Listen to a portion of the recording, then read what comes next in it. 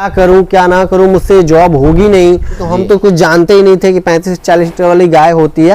उतार चढ़ाव तो हमारे भी जीवन में काफी आया है, थोड़ा मोड़ा नहीं बहुत आया है। और मार्च तक तो मुझे खूब मजा आया, वो पैसा मैं बचा भी नहीं पाया क्योंकि उतना ज्यादा क्वांटिटी में आता नहीं था पैसा। ये भी गलती समझिए या फिर मेरा शौक समझिए कि 2 गायों के पीछे मैंने 4 बछिया खरीद के ला। मिल्क कैपेसिटी की बात करें तो हमारे पास सभी गाय 30+ में ही है। फरवरी में बच्चा दी, 3 महीने बाद 2.5-3 महीने बाद हीट में आई तो गर्मी आ चुकी थी, एक बार रिपीट कर गई। 8-9 महीने हो गया है, इसको मैंने अभी 10 दिन पहले लिया हूँ। ये अपने टाइम पे 35+ में दूध करती है। अगले ब्याज को देखते हुए कि इसकी कैपेसिटी वगैरह देख के फीड बढ़िया आप रखेंगे तो आप इन सब गायों से मतलब 2 साल 3 साल तक काम चला सकते हैं। 12 किलो के हिसाब से 11-12 किलो के हिसाब से चल रहा है दोनों टाइम का। एक गाय पे ज्यादा उनका फोकस रहता है, खिलाने पे नहीं।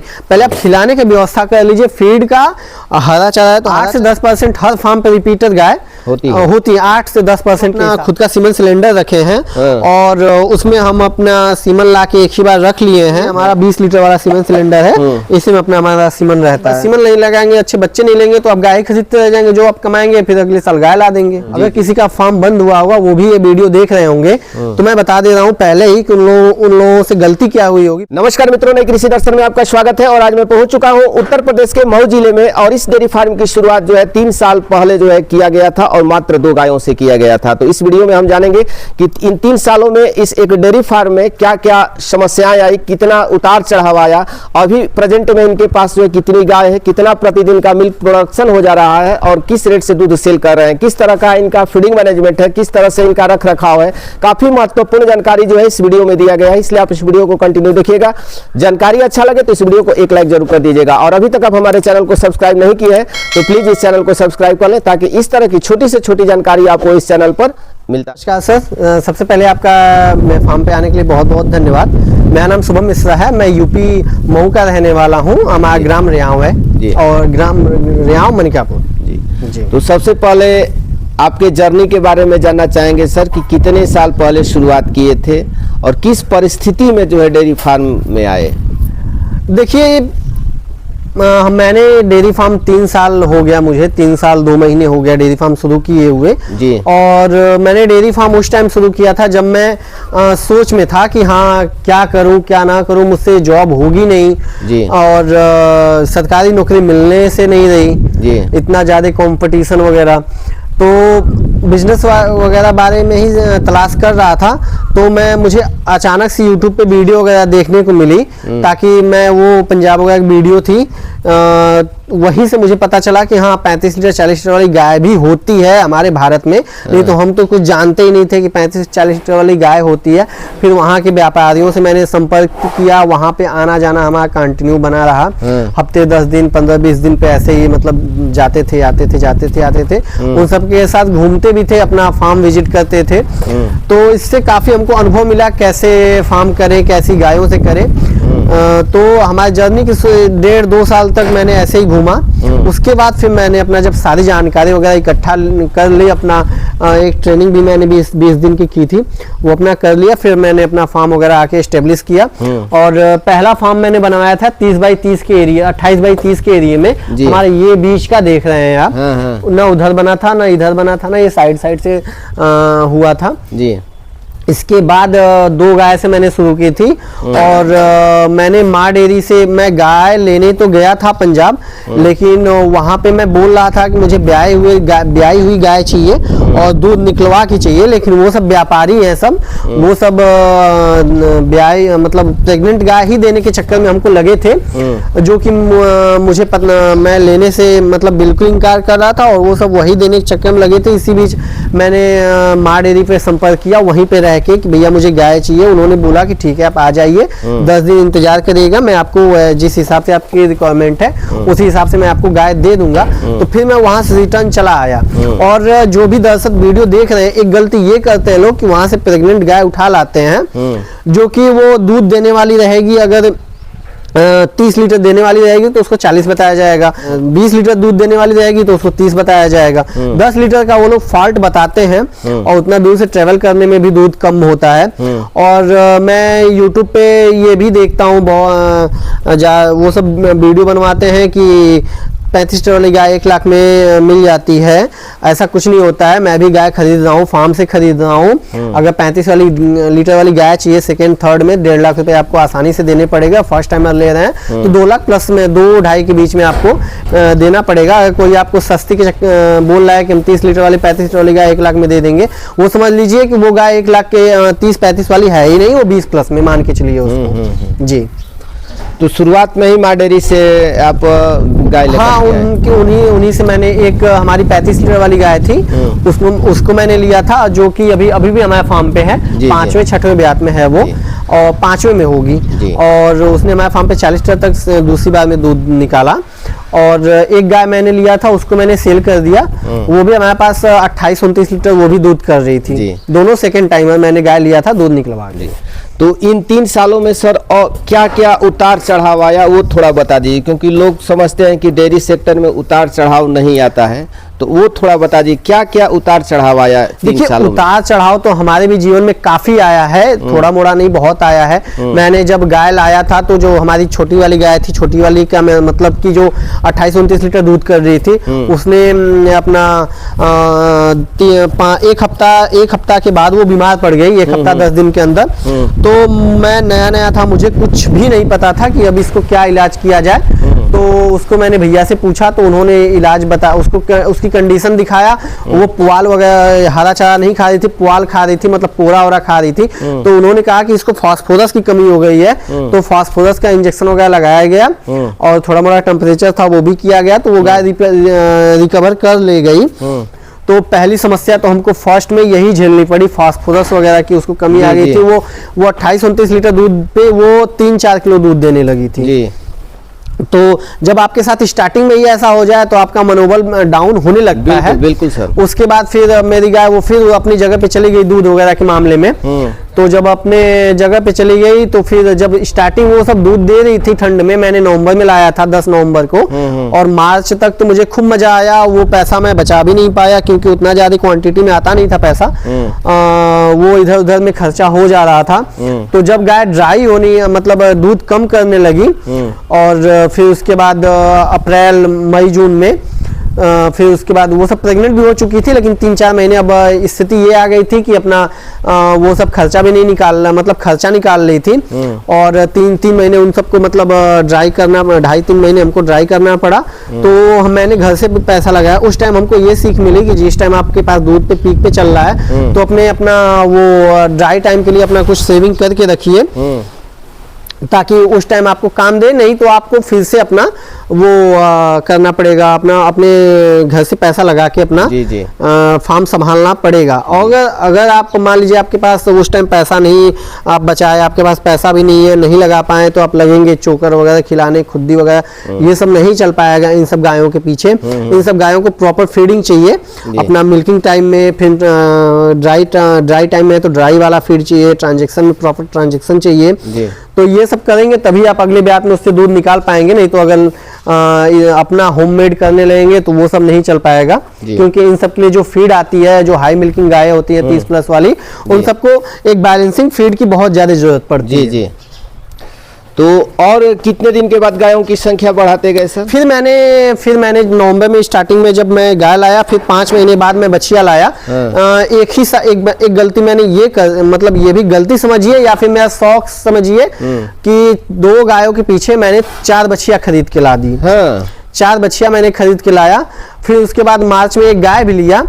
एक गाय का दूध मैं पूरा उन सबको पिला देता था, 6 लीटर एक बछिया को दोनों टाइम का मिला के दूध पिलाता। 24 लीटर दूध मैं उन सबको पिला देता था, चारों बच्चियों को। 3 महीने तक ऐसे किए। तो जब बच्चिया बड़ी हुई तो मतलब अपना उन सबको पालने में काफी हमें संघर्ष करना पड़ा, क्योंकि उस टाइम हमारे पास गाय मतलब कम थी, दूध में भी थी। और एक समय ऐसा आया कि 4-5 महीने हमको उन सबको घर से पैसा लगा के अपना खिलाना पड़ा, तैयार करना पड़ा। उसके बाद फिर अगले नवंबर में मैंने फिर 2 गाय ली, वो ब्लैक वाली, और एक गाय हमारी एक और थी, उसको मैंने अपना सेल आउट कर दिया। तब जाके मेरा फार्म धीरे धीरे संभालना स्टार्ट हुआ और खर्चे निकलने लगे। नहीं तो 3-4 महीने में भी फिर मतलब 4-5 महीने काफी, जब गाय दूध कम कर दी तभी से अपना उन सबका बच्चों का खर्चा निकालना पड़ा, उन सबका 15-20 हज़ार रुपये खर्चा आता था। तो अभी कितनी गाय है सर आपके पास? अभी फिलहाल हमारे पास 8 गाय है और 2 बछिया है और 1 गाय हाल ही में मैं फिर और परचेज कर सकता हूँ, ऐसा बात चल रही है हमारी। तो आपके पास जो गाय है उसकी मिल्क कैपेसिटी कितना से कितना लीटर वाली है? देखिए, अगर मिल्क कैपेसिटी की बात करें तो हमारे पास सभी गाय 30 प्लस में ही है। लेकिन फिलहाल 30 प्लस में ही है। फिलहाल मैंने 3 गाय हमारी, मतलब 1 गाय तो अबॉर्शन की थी, वो अभी जस्ट उसको 1.5 साल हो गया मतलब बच्चा दिए हुए, तो वो अबॉर्शन करने के बाद उसको मैंने गर्मी में सीमन नहीं लगवाया था, तो इस टाइम वो 18-19 लीटर दूध कर रही है। एक बच्चिया वो रिपीटर हो गई थी, मतलब रिपीट करने लगी, वो फरवरी में बच्चा दी, 3 महीने बाद 2.5-3 महीने बाद हीट में आई तो गर्मी आ चुकी थी, एक बार रिपीट कर गई, तो वो उसको भी मैंने सीमन नहीं लगवाया। तो इस अभी मतलब फिलहाल सीमन लगवाया हूँ, तो ये दोनों फिलहाल कम कर रही है दूध।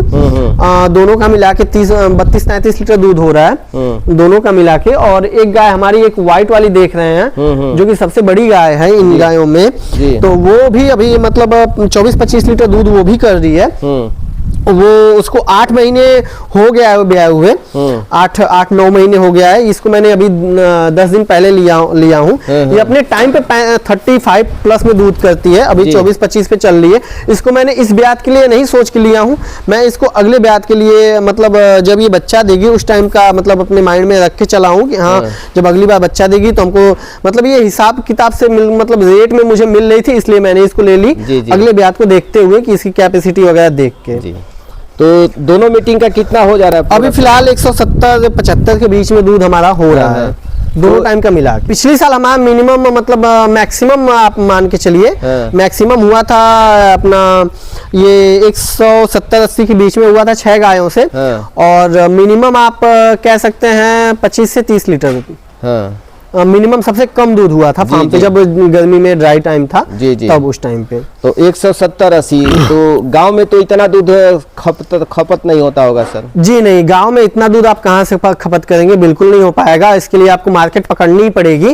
और मैं डेयरी पे दूध नहीं देता हूं, मैं मिल्क शॉप पे दूध देता हूं, जो कि मुझे 45 रुपये बहुत आराम से मिल जाता है। 45 रुपये प्रति लीटर के हिसाब से मुझे दूध का रेट मिल जाता है। यानी कि आपको दूध एक ही जगह पूरा एक ही जगह पूरा हम दे देते हैं 45 के हिसाब से। खाने के लिए अभी हम जैसे अब गाय हमारे पास हो गई है तो अब साइलेज का हमारा अपना वो अब अगला टारगेट मेरा साइलेज बनाने का है। अभी फिलहाल हरे चारे पे ही मैं काम चला रहा हूँ। और एक चीज ये भी है कि आप स्टार्टिंग में 2-3 गाय अगर स्टार्ट कर रहे हैं, स्टार्टिंग मतलब कोई नए फार्म अगर स्टार्ट कर रहे हैं गाय का, तो आप ये मत डरिए कि इन सब गायों को साइलेज ही चाहिए। अगर हरा चारा पर्याप्त मात्रा में रखेंगे, फीड बढ़िया आप रखेंगे, तो आप इन सब गायों से मतलब 2-3 साल तक काम चला सकते हैं। लेकिन अगर आप ज्यादा गाय करते हैं तो उसके लिए साइलेज हर हाल में जरूरी है। आप हरे चारे के बल पे आप डेयरी नहीं कर सकते। 2-3 गायों के लिए स्टार्टिंग में आप हरे चारे से काम चला सकते हैं। तो अभी फीड में क्या दे रहे हैं सर? फीड में हमारे पास माँ डेयरी का फीड है और हरा चारा है, भूसा है। जी। तो कितना केजी फीड देते हैं इन लोगों? फीड अभी इस ग्रुप में 12 किलो के हिसाब से 11-12 किलो के हिसाब से चल रहा है। दोनों टाइम का एक गाय के पीछे। जी। और हरा चारा? 30 से 35 किलो आराम से। और साइलेज अभी मतलब अभी हरा चारा नहीं था हमारे पास, तो साइलेज ही चल रहा था। परचेज किए थे हम साइलेज। और फिलहाल अभी हरा चारा मतलब मान के चलिए कि 25% हरा चारा साइलेज चल रहा है, बाकी हरा चारा चल रहा है। हरा चारा सूखा तो कम देते होंगे? सूखा 3-4 किलो ऐसे ही। 3 से 4 किलो। हाँ, दोनों टाइम का 4। ध्यान देने का समय जाड़ा का उतना ज्यादा नहीं होता है। अगर आपके पास हाई मिल्किंग गाय है और अच्छी क्वालिटी में है, तो उन सबको मतलब अगर बहुत ज्यादा ठंड पड़ रही है, हवा वगैरह चल रही है, तो आप ऐसे तिरपाल वगैरह से बांध सकते हैं, वरना इसकी भी आवश्यकता नहीं पड़ती। आप बड़े-बड़े फार्म देखते होंगे ऐसे ही चलते हैं सब, मतलब वो सब बिल्कुल खुले फार्म रहते हैं। तो हरे चाय में उतना ज्यादा केयर की जरूरत नहीं पड़ती। आप मैनेजमेंट और फीडिंग बढ़िया करिए, फार्म चलता रहता है, गाय दूध देती रहती है ठंड में। हाँ, ठंड में।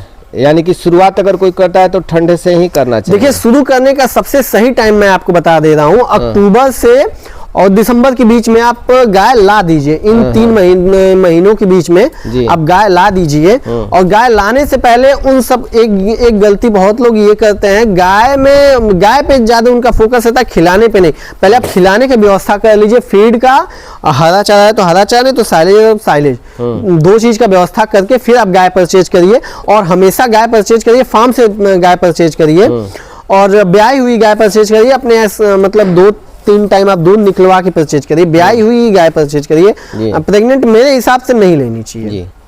और ये सब गायों में सर रिपीट की समस्या होती है? जैसे रिपीट की समस्या होती है, बिल्कुल होती है। अगर मान लीजिए आप 50 गाय रखे हैं तो आपके पास 5-6 गाय बिल्कुल होंगी रिपीटर गाय ऐसा हो जाती हैं। 8 से 10% हर फार्म पे रिपीटर गाय होती है 8 से 10% के हिसाब से। हमारे फार्म पे भी एक गाय रिपीट कर गई है अभी 1 साल तक, मतलब 6-7 बार सीमन उसको लगा चुका हूँ, 5-6 बार, और रिपीट ही कर रही है। इस बार मतलब गर्मी में लगवाया था उस टाइम, अब ठंड में लगवाया हूँ, तो अब हो सकता है कि ज्यादा चांस है कंसीव कर जाए। जी, तो आपके पास इतनी ब्रीड में गाय है सर, जो है कैसे लगवाते हैं? लोकल ही लगवाते हैं या मतलब कैसे क्या? देखिए सीमन का जो हमारा है, सीमन का हम अपना खुद का सीमन सिलेंडर रखे हैं और उसमें हम अपना सीमन ला के एक ही बार रख लिए हैं अभी। तो अपने हमारा सीमन हमारा रहता है, उस सीमन का मैनेजमेंट रख रखाव हमारा रहता है और डॉक्टर बुला के हम सीमन अपना वो चढ़वाते हैं। ये हमारा 20 लीटर वाला सीमन सिलेंडर है, इसी में अपना हमारा सीमन रहता है। जी जी जी, मैंने इस बार 40-432 सीमन मंगाया है, वही इस बार सभी गायों को अपना लगवा रहा हूँ, जो कि जर्मनी इंपोर्टेंट बुल है डेनमार्क का, वो किसी भी गाय पे आप चढ़वा सकते हैं। जी, यानी कि फार्म में ब्रीडिंग करना कितना बहुत बड़ा रोल, सबसे मेन रोल ब्रीडिंग का है। अगर आप ब्रीडिंग करेंगे तभी आप इस काम में आप फ्यूचर बना सकते हैं। अगर ब्रीडिंग पे नहीं ध्यान देंगे तो आप कोई मतलब नहीं है फार्म करने का, आप ऐसा समझ लीजिए। अगर ब्रीडिंग पे ध्यान नहीं देंगे, सीमन पे ध्यान नहीं देंगे, तो आप अच्छी गाय भिला दिए, ब्रीडिंग नहीं कर रहे हैं, तो गाय वो जब तक रहेगी तभी तक आपके फार्म का मतलब दूध रहेगा। उसके बाद उससे बच्चे नहीं लेंगे, अच्छे सीमन नहीं लगाएंगे, अच्छे बच्चे नहीं लेंगे, तो आप गाय खरीदते रह जाएंगे, जो आप कमाएंगे फिर अगले साल गाय ला देंगे। जी जी जी।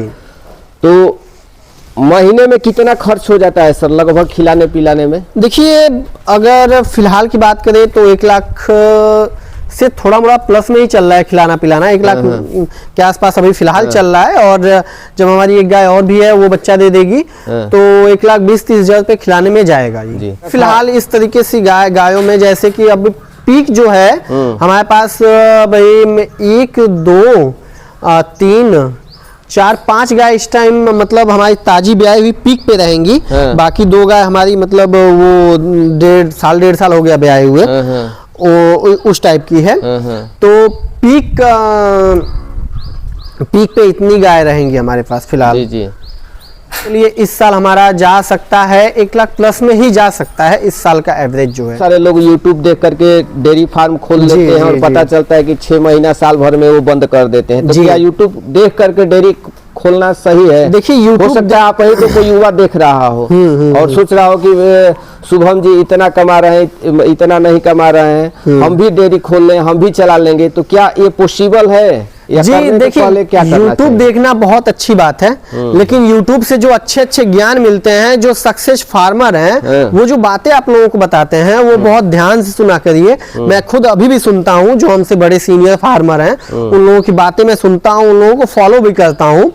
तो जो अगर YouTube देख के ही आपको स्टार्टिंग में तो YouTube देख के ही ज्ञान मिलेगा। YouTube से आपको फार्म पे संपर्क होगा, नंबर मिलेगा वगैरह वगैरह, जो भी होगा अपना YouTube देख के ही होगा। लेकिन उन सब में क्या सही है क्या गलत है ये चुनाव आपको खुद करनी पड़ेगी। और आप एक बात सुने होंगे कि जमाने के हिसाब से बदलना पड़ता है, उसी तरह इस काम में भी आपको जमाने के हिसाब से बदलना पड़ेगा। हम लोगों का जैसे हम लोगों के पापा बाबा वगैरह करते थे फार्मिंग, उस तरीके से आप करेंगे तो बिल्कुल भी आप इस काम में आप जो बताएं 6 महीने साल भर के अंदर वो 10 लाख 15 लाख लगा के अपना बंद कर देंगे, वही हाल होगा।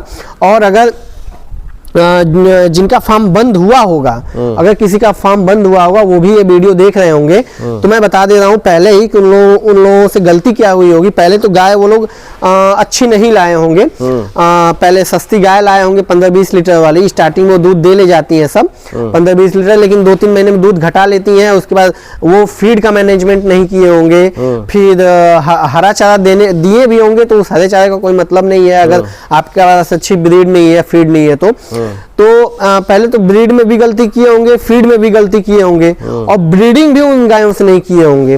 तो ये सब कारण उन लोगों के 100% डेफिनेटली रहे होंगे फार्म फेल होने के। नहीं तो फार्म अगर कोई सिस्टमेटिक तरीके से फार्म कर रहा है तो गारंटी है कि वो फार्म फेल नहीं होगा।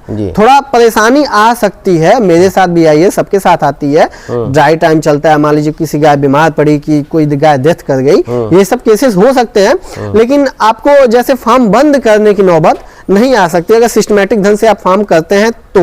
जी हाँ, तो अब तो आपको फार्म में जो घर से पैसा नहीं लगाना होता जी, अभी फिलहाल नहीं लगाना पड़ रहा है। हाँ, 3 साल हो गया मुझे फार्म किए हुए और मैंने गाय भी हमेशा मतलब मैं अच्छी गाय का ही चुनाव करता हूँ, इसी वजह से मतलब अभी फिलहाल नहीं लगाना पड़ा। अगर अच्छी गाय मैं भी नहीं लाया होता तो आज मैं भी शायद इस मुकाम पे नहीं पहुँचता। तो चलिए, काफ़ी अच्छी जानकारी सर, आप हमारे दर्शकों के साथ जानकारी साझा किए, इसके लिए आपको बहुत बहुत धन्यवाद सर।